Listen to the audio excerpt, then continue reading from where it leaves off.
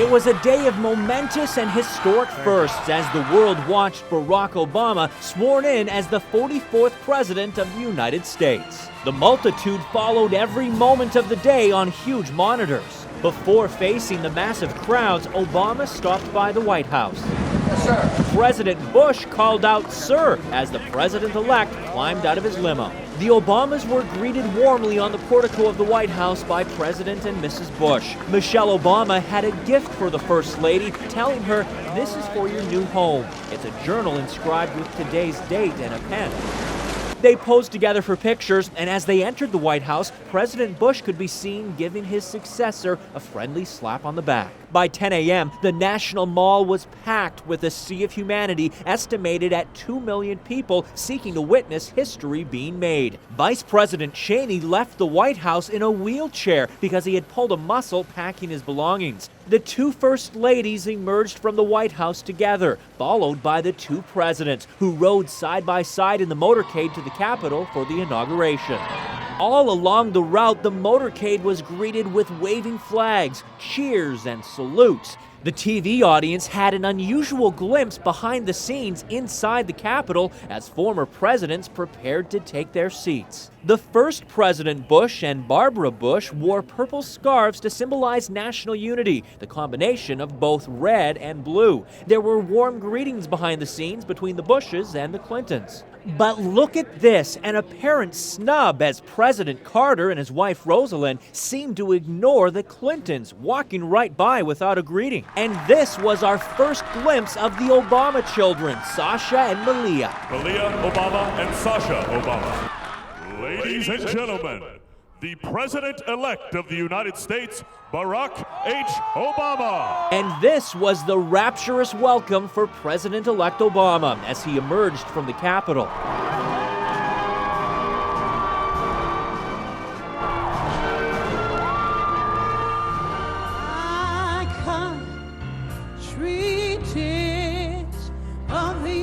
Aretha Franklin sang "My Country 'Tis of Thee" as the atmosphere of electric anticipation mounted among the crowds. The nation's first Catholic Vice President, Joe Biden, took his oath of office. That I will support and defend the Constitution of the United States. And then a moment to be etched in history. America's first black president took the solemn oath of office on the Bible held by Michelle that Lincoln used in his inauguration. There was a moment of nerves as the Chief Justice flubbed the words of the oath of office. I, Barack Hussein Obama, do solemnly swear That I will execute the office of President to the United States faithfully.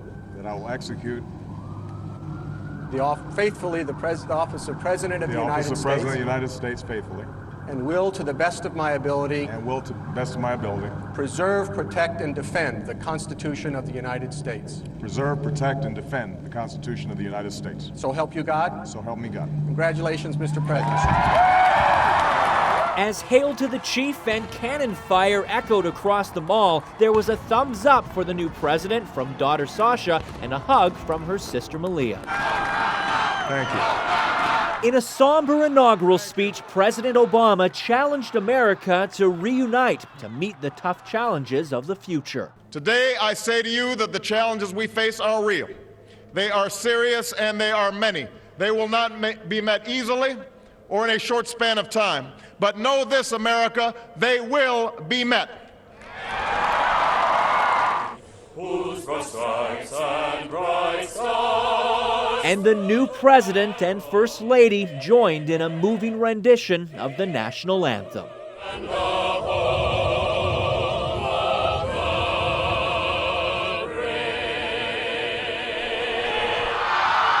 There was a triumphal parade back to the White House with the Obamas walking Pennsylvania Avenue, acknowledging the ecstatic support of the crowd. Minutes later, the children joined them and they made their first official appearance as a family on the parade viewing stand. Then it was back to the White House and the hard work of leading the nation begins. A crowd of historic proportions, 2 million strong, descended on the nation's capital to see Barack Obama sworn in as 44th president, and a sea of famous faces were on hand for the eventful day. There was Obama's #1 supporter, Oprah Winfrey, with best friend Gayle King and longtime love Stedman Graham. Beyonce looked beautiful standing between P. Diddy and husband Jay-Z. Dustin Hoffman was on hand, and director Steven Spielberg was bundled up in a scarf. Boxing legend Muhammad Ali was there to witness history, and so was basketball great Magic Johnson. And Aretha Franklin wore quite a hat. That's Ashton Kutcher and Demi Moore showing us their tickets. That is the best thing I could possibly buy today. Actor Tim Robbins played with an Obama hand puppet. The country's most famous political power brokers were all present. All 4 former presidents were on hand. George Bush Sr. was limping and carried a cane. The Bush twins Barbara and Jenna looked lovely. Michelle Obama arrived with Laura Bush. New first daughter, 10-year-old Malia, had her ever-present camera to take pictures of Dad's big day. Security was extraordinary. An army of police kept the peace. The sea of people was in good spirits, and chants of Obama filled the air. The mood for some turned from elation to frustration as the long wait for access to the National Mall stretched on and the crowd started to chant, "Let us in, let us in." Cops struggled to control the chaos.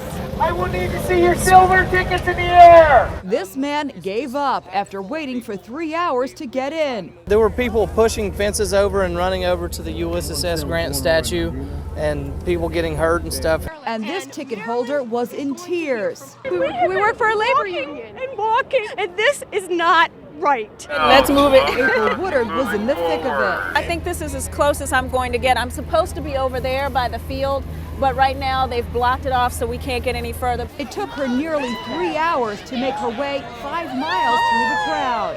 Deborah Norville inched along through traffic with Missouri Senator Kit Bond. I have never seen the crowds and the enthusiasm that we've seen here. Next stop, inauguration! Security was tight for everyone. This video is from Deborah's own video camera, shot from her seat near Obama. An incredible view of the sea of humanity Obama saw when he took his historic oath of office. And God bless the United States of America. The whole world stopped to watch Obama's historic swearing in. Here's our Megan Alexander. Massive crowds packed New York's Times Square, cheering with their eyes glued on the giant monitors above. And school came to a halt across the land as students watched history unfolding. Thousands of kids crowded into New York's Harlem Armory for the momentous occasion. And the celebration's not just in Washington, D.C. Here in New York at the Harlem Armory, these students said they wanted to see history in the making. This is one day of school they didn't want to miss. Barack H. Obama. The event was carried live at an IMAX theater in Los Angeles. Do solemnly swear. In homes throughout the USA, people gathered with family and friends for viewing parties, like this one hosted by Penny Johnson, who played America's first black First Lady on Fox's show 24. This is so special. I can't, words can't describe it. Do I hold on to you? How does this work? I've never been this close to a governor before. Hi, Inside Edition. I'm so happy that you are here with me in my own backyard, Majestic, Alaska.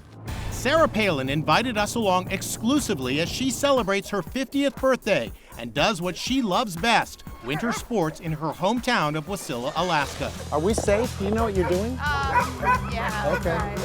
I am such a jacket. Whoa! Whoa, whoa, whoa! Oh my gosh! It's kind of, whoa, Going to my house. That was crazy. That's right, no adrenaline pumping stuff, ridiculous stuff. And we were really sailing for a while, weren't we? You said, come on up to Alaska, it's beautiful. You didn't say -7 degrees. Is that all it is? We're behind the scenes as Sarah films her upcoming reality show on the Sportsman Channel, Amazing America with Sarah Palin. This is my home, man. This is the real Palin environment that I've grown up in. After a cold day of snowmobiling and mushing, we're ready for a hot dinner. You guys ready to eat? Inside her Wasilla home, Palin serves up some typical Alaskan fare. What's for dinner? The usual, moose chili, caribou hot dogs, caribou sausage. Oh, in the chili, a little bit of bear. A little bit of bear, just to spice it up. Not a mama grizzly, though. You heard right. The former vice presidential candidate seasons her moose chili with black bear meat. It spices it up a little bit, huh? I've never had moose. Oh, that's right, you have nothing to compare it to. No, but it's delicious. Palin's 12-year-old daughter Piper was there, and we had to ask what she thinks of her mom running for national political office again. What do you think of your mom as president? No? Piper! Of course, Sarah's biggest supporter is her husband of 25 years, Todd, a.k.a. the First Dude. Welcome to the man cave.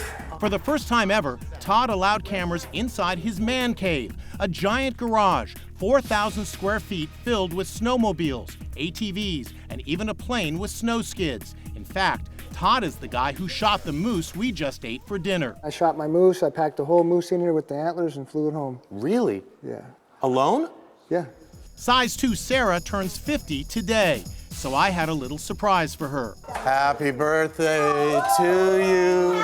Oh my gosh, thank you so much. I hope you don't mind. All in all, a memorable day in Sarah Palin's Alaska. Come back anytime.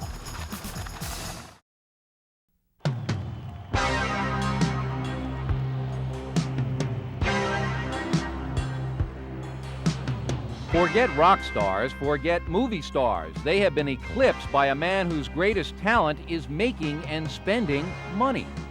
Mr. Donald J. Trump! Amidst great hoopla this week, Donald Trump is opening his $1 billion Taj Mahal casino in Atlantic City. Some economists call it a reckless gamble, but the customers we talked to seem to like it just fine. This is truly the eighth wonder of the world. We think the Taj Mahal is beyond belief from any standpoint, and we think it's going to be a tremendous success. Despite the lavish layout, it isn't the world's largest casino these people have come to see. What brought them here is the resort's charismatic and controversial owner, Donald Trump. People identify with Donald Trump. He's a success story. He's rich, he's brash, he's successful, he owns the world, he's everybody's dream. That may be overstating it. Trump's sensational divorce announcement brought him pages of unwelcome press. Some reports even speculated he had used his personal trials to generate publicity. Trump strongly denies that. Unfortunately, the divorce probably created more of a hoopla for a building, and I hate to create that kind of a hoopla from the standpoint, well, it may be good for the building, it's not the greatest thing in the world, and I don't like capitalizing on a divorce because a divorce is a negative thing. You had to explain to your children, I'm sure that was very difficult. It's difficult, but we keep the children insulated. We keep them away from television, and they're young enough that, frankly, that works out pretty well, and the children are great. You love all this media stuff, don't you? No. But the press works to your advantage in the sense that you can use the press now because you are famous and you are a marketable commodity. Well, I don't think I use the press. I think what happens is my buildings use the press. This building is very unique. Most of what Trump wants to talk about these days is his new hotel. He will not directly address his relationship with Marla Maples, but he is furious with some of the news coverage. You have a lot of very dishonest reporters, in my opinion, and I mean dishonest. I'm not talking about they're slightly off. I mean they are totally dishonest, where they'll report things knowingly that they're wrong. How do you think the public perceives you? I think that the people and I have a pretty good understanding and a pretty good relationship. Calculations are that the Taj Mahal needs to make over $1 million a day to cover expenses. Trump says, no problem. His business sense and ego will make it happen. Ego's an interesting thing. I mean, I have always been referred to as somebody with a big ego, but I really believe that I've never met a successful person without a very large ego. And if you don't have a big ego, you're not going to be successful. It's as simple as that. Why couldn't you be humble and do this, build a Taj Mahal? Because it doesn't work, and it's a different personality. If I were humble, you wouldn't have a building like this. You'd have a plain Jane building that nobody would come and see. You don't want to talk about Marla Maples. You don't want to talk about the divorce. We understand that. The last question is, you got the camera. The American people, 13 million of them are watching you tonight on Inside Edition. I thought you had more. Well, maybe with you we will. Okay, you All will. right? You will. I guarantee you will. a humble statement. Okay, go ahead. You want to set the record straight on anything? Shoot. I'm both a victim and a beneficiary, in all fairness. I mean, I can also say I'm a beneficiary of the press, but I'm a victim to a certain extent. You cannot believe what you read. So when you're out in Minnesota or when you're out in Iowa and you pick up some rag magazine or some rag newspaper and it says all sorts of things that have no bearing or no basis in fact or truth, you just can't believe it. These are very dishonest people.